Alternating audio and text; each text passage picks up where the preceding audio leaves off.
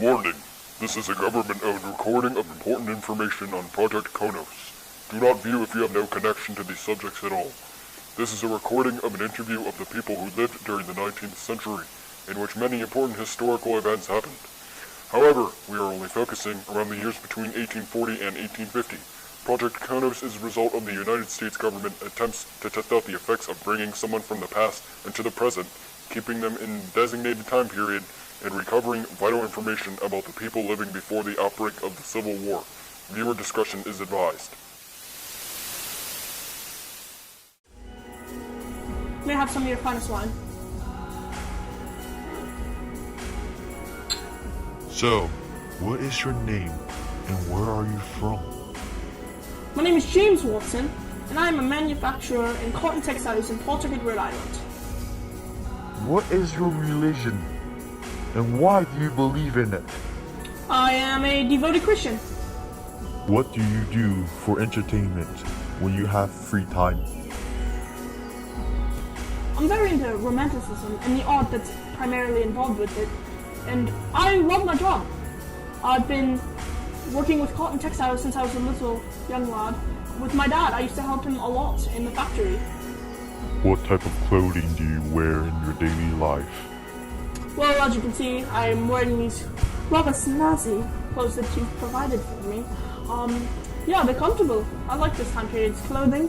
However, when I'm at home, I usually wear, like back in my time period, I wear just the grey cotton fabric that we make in my factory.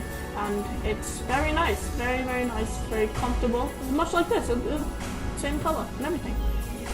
Is there some ideas, movements, or events around your time that has been important or of concern to you? Slavery is an issue that's quite beaming in my time period currently. I personally believe that slavery is a necessary evil.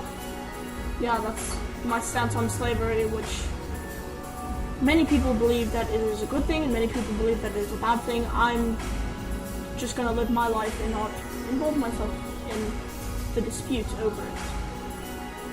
Can you describe your everyday life for me? Ah, yes. It is quite normal, to be honest. Nothing too special. I just wake up, I go to work, I eat food, I go home to my loving wife, and that's basically an average day for me. How would you react to a rise in tariffs, and how would it affect you? Tariffs. They're actually quite good for me, to be honest. I can export my textiles that are made in my factory for a higher price, so it benefits my factory and my workers and myself, because we get a little extra money, and I could see how it would be bad for the South, but my personal life, it does not affect me, so I'm not too worried about it. How would you react to a complete abolishment of slavery? It's a rather difficult question. I don't want to get too involved in it, but I wouldn't be neither for it nor against it because I'm more worried about economics and political events going on in my life, not necessarily others' lives. Thank you for your cooperation. Yes. Thank you for having me. I enjoyed this interview quite well. And this is the way out.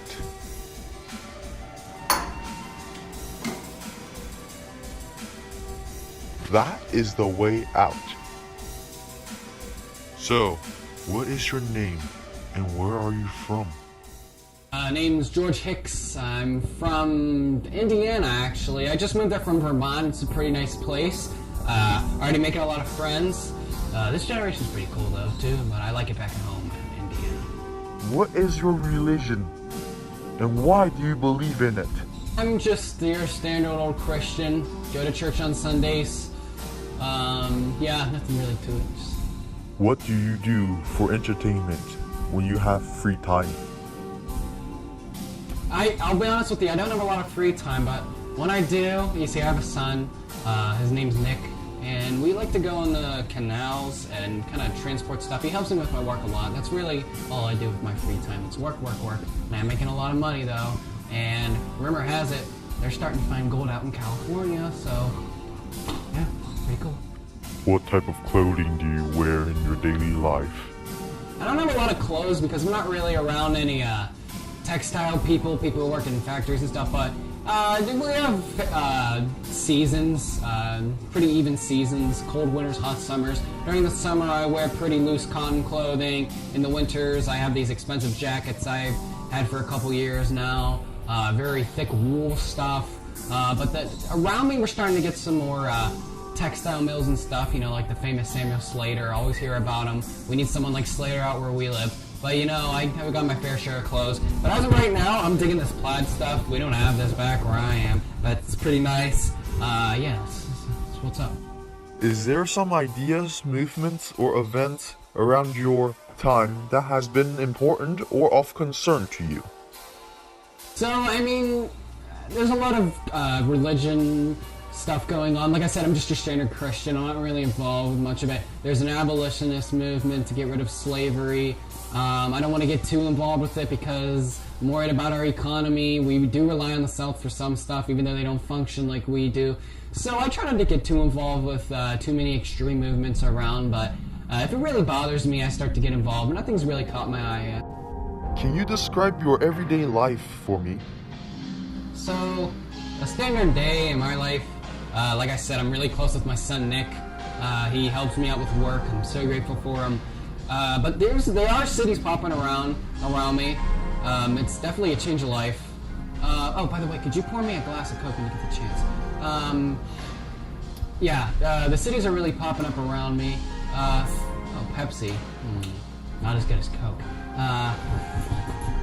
Where was I? Oh, I keep talking about the cities. Right. So there's a lot of immigrants coming around. There's a lot of people who are like, oh, these Catholic Irish. Thank you. I appreciate it.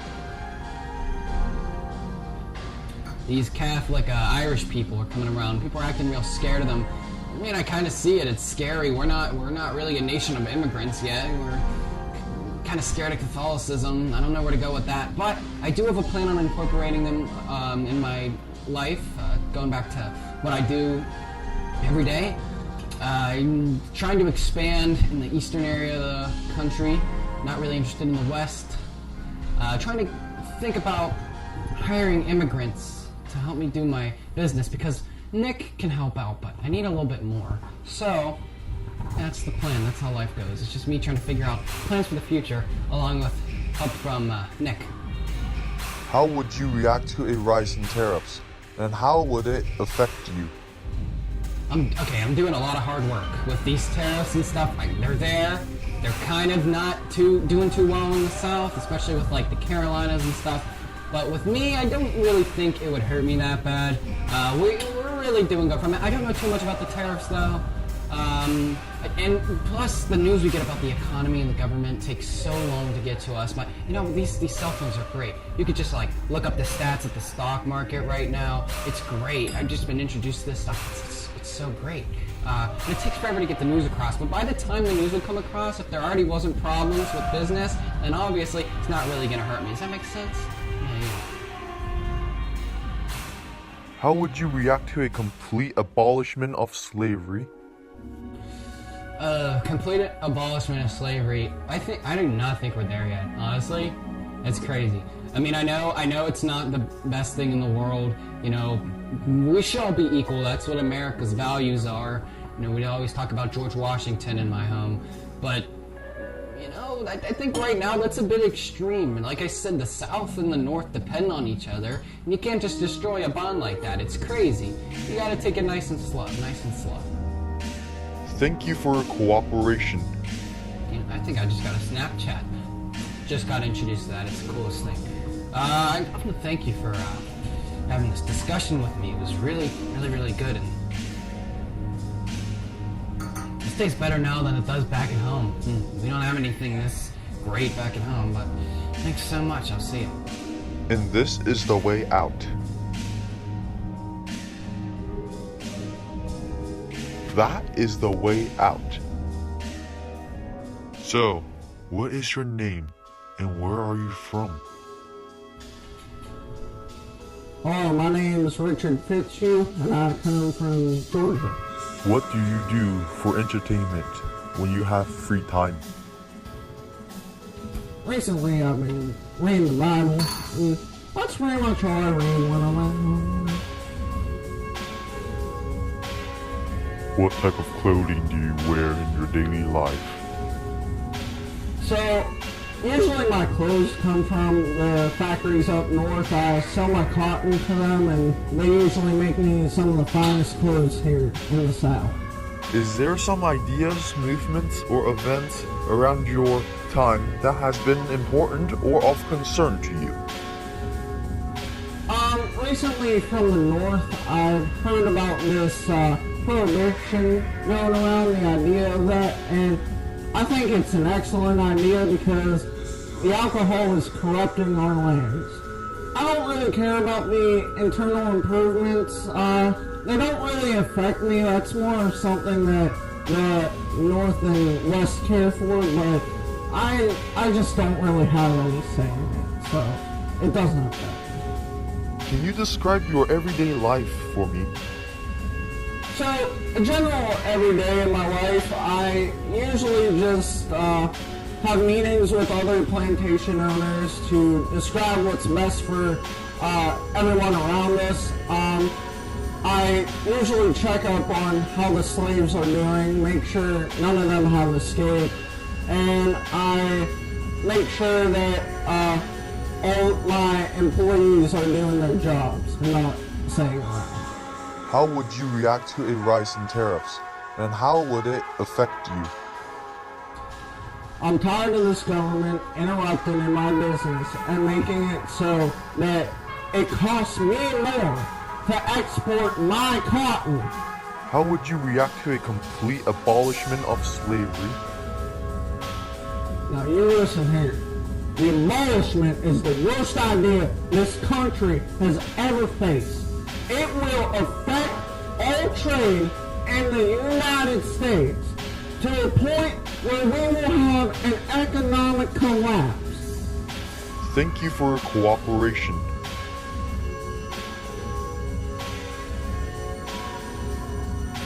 And this is the way out.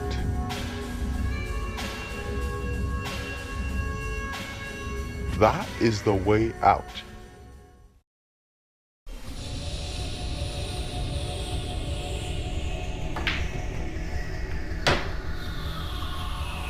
You know, I've been doing a lot of reading on my front porch and picnic, and one thing still crosses my mind.